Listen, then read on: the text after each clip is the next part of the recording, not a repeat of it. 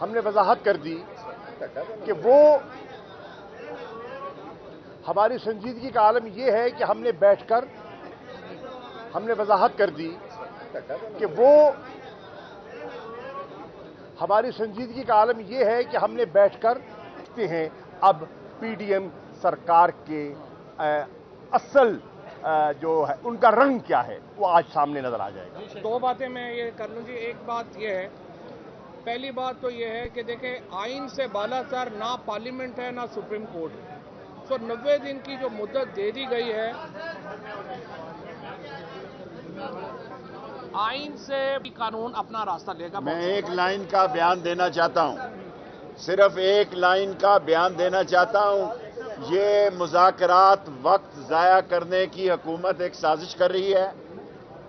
ये जो कल जो स्पीकर ने खत लिखा है ये अदलिया को खुल्लम खुल्ला धमकी है। बिलावल भुट्टो कहता है कि इनको इस सुप्रीम कोर्ट को पेश करें, इसको पेश करें इस्तेकाक कमेटी में। ये इनकी हुकूमत की एक साजिश है कि जितने डिले टैक्टिक्स इस्तेमाल करके मुज़ाकरात के नाम पर झांसा दिया जाए, मुज़ाकरात के नाम पे धोखा दिया जाए।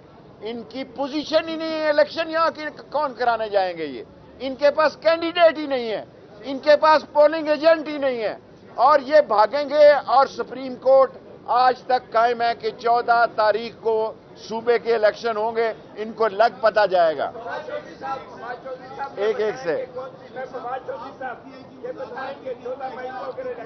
ये ज्यादा मुझसे बेहतर है, लीगल लोग हैं, मैं लीगल आदमी नहीं। देखें बिल्कुल हम हमारे